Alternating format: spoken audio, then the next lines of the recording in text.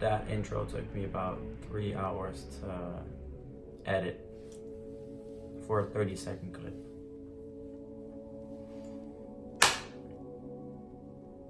Yep. Welcome to Origin Stories. I'm your host, Sjoerd. That's my actual name, but you can call me Santov. Jesus Christ, this is so cringe. As you can tell by the intro, today is going to be about the infamous Tabi Margiela boot, Margiela Tabi boot. Tabis have become very popular over the last couple of seasons / year, so I figured I'd jump on the bandwagon as well, get some clicks for your boy. Yeah, let's get started. In all honesty, Tabis have a reputation of being very divisive. Probably one of the most divisive items in fashion as of right now. But the history is very interesting, and lately I've been seeing a lot of people talk about the Tabis who don't necessarily know much about the Tabi and its history, which is kind of disrespectful and ignorant. I mean, just do your Googles, it's not that hard. So today I want to talk a bit about the history, the origin story of the Tabi boot. When we begin to talk about the history of the Tabis, I think a lot of people just jump to Margiela, which is a fair enough assumption, but the origin of the Tabis is Japanese. I mean, obviously, dipshits. And I think it dated back to the 15th century in Japan, when cotton was mass produced, because originally Tabis are only socks with the split toe, the cleft toe, whatever, and they were worn with traditional sandals. Therefore, Tabis are not necessarily a shoe. I think that the origin of the word Tabi only refers to the sock, and the socks, they come in different colors to indicate social rank or to celebrate certain social gatherings. I think the standard one is indigo blue for everyday casual wear, and I think white ones are reserved for more special occasions such as weddings and other social events. Eventually in the 20th century, the Yika Tabi or Jika Tabi was invented by the founder of Bridgestone, the tire company, because the Yika Tabi implemented a rubber sole, hence the link between the tire company Bridgestone. For the most part, I think the founder of the Yika Tabi is considered to be Shojiro Ishibashi, but there's also reports that it was his brother or that it was the both of them. But basically, the Ishibashi brothers invented the what we now know as the Yika Tabi. And this silhouette is the boot that became the new standard for construction workers, for farmers, etc., because they provided more grip and agility during work. But not only was the Tabi silhouette implemented in the workplace, but also in recreational use, which was known as the Matsuri Tabi. And the difference was an increased cushioning in the sole, which was then dubbed I think Matsuri stands for festival, so it's more of a recreational shoe that you can wear around town. And some of Margiela's recent split toe sneakers are reminiscent of same aesthetic, same look. Now, not only Margiela have implemented the Tabi look into items that they produce. I think the first major company that tried to sell the Tabi worldwide was Onitsuka Tiger, the running company, in honor of Tanaka, who won the 1951 Boston Marathon on a pair of Tabis, Marathon Tabi. But I think at the time it was a tumultuous time with Nike rebranding from Blue Ribbon Sports to Nike, and the Marathon Tabi never made it out west and it was kind of forgotten. But Nike also tried their hands on the Tabi silhouette with their shoe called the Air Rift. A couple of years ago, maybe 2014, 2015, you saw a resurgence of the model, and Nike tried to bring it back, re-releasing it with some new colorways, but it also implemented this cleft toe silhouette. Now, if we look at other high-end fashion brands, for example, Prada and their Spring Summer 13 show, they also created some buzz incorporating the split toe boot in their collection, as well as Tom Brown, who for Spring Summer 16 used a more traditional Tabi sock with sandals for their collection, for their runway looks. And of course, Demna or Vêtements has also used the Tabi silhouette for his, I think it was very recent, Fall Winter 18. I think it was Fall Winter 18. He also implemented the Tabi silhouette in his collection.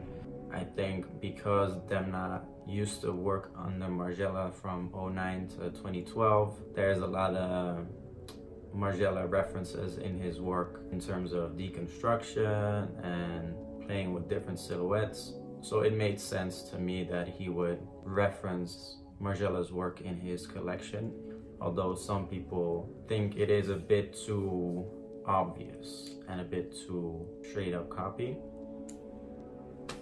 I'll leave that up for you to decide. But of course, the reason you might be watching this is not because of Prada's Spring Summer 13 show or the traditional Tabi or even the incredibly popular Nike Air Rifts, but because of one Belgian designer known as Margiela.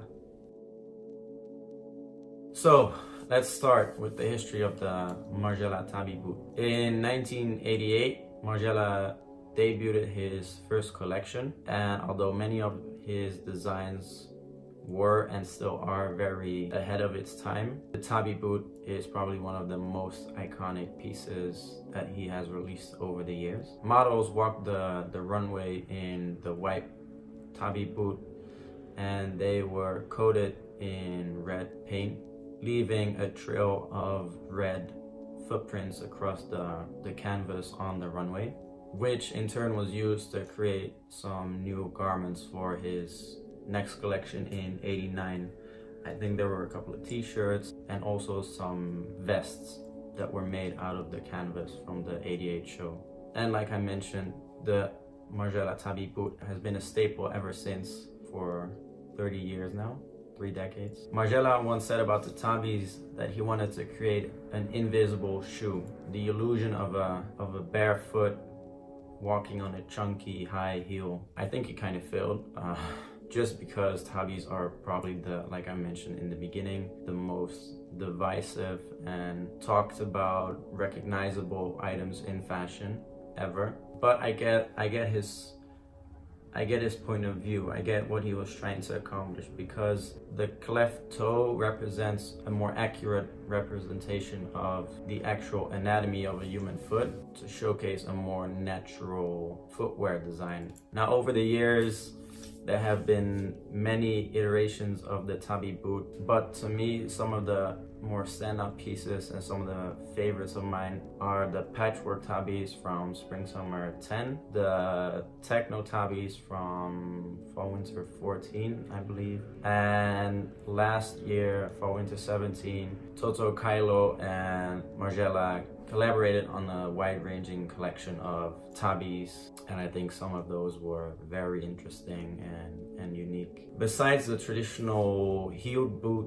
that Margiela released in '88, the house has also released a loafer, a non-heeled version, a pair of Oxford I've seen come across, or other heeled versions of the Tabi. But perhaps the rise of Tabi popularity over the last couple of months is due to the fact that since Fall Winter 18 or Spring Summer 18, they have been released as a men's shoe as well.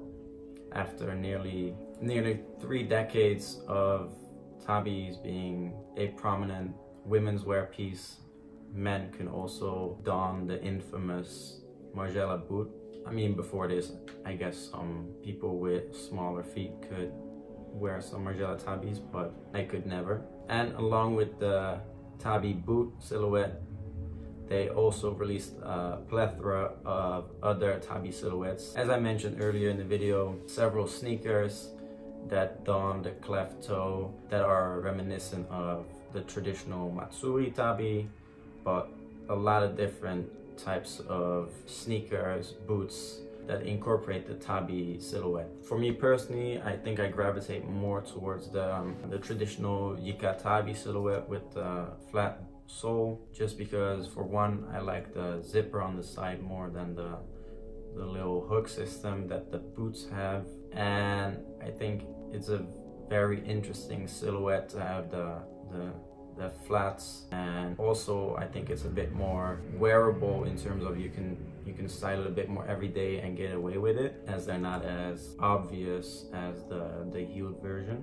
Last season, as well as the traditional black and white version of the tabi boot, also saw the iconic Margiela white painted version of the tabi boot, which is probably as Margiela as it can get, tabi white paint. As I sort of mentioned earlier, the iconic heeled version, not just the heeled version, but just the tabi silhouette, has seen a meteoric rise in popularity in the mainstream eyes, at least, which has ruffled the feathers of some purists. As is the case with any hyped piece, the fear of losing its status and uniqueness to an audience that is perhaps not as well educated or well versed in the history of the tabi boot is in some way a legitimate concern, which is part of the reason why I'm making this video. But this will always be a possibility, and the fact that the tabi boots have survived for nearly 3 decades, I think it's actually 3 decades, yeah, 3 decades, in that regard just shows the greatness and the vision of Margiela. Perhaps this video can educate some people who want to learn, who are interested in the tabis and don't know much about them, because in fashion there's this shitty attitude of, if you don't know, fuck off, you can't sit at our table. You can't sit with us! That's kind of sad. I think people should be allowed to learn and to grow. If all you're gonna do is shit on people for not knowing and not actually helping them and educating them, then you're as much part of the problem as hype beasts themselves. So sorry. With that being said, thanks for watching once again. Deuces. I'm not gonna cringely dance this time, so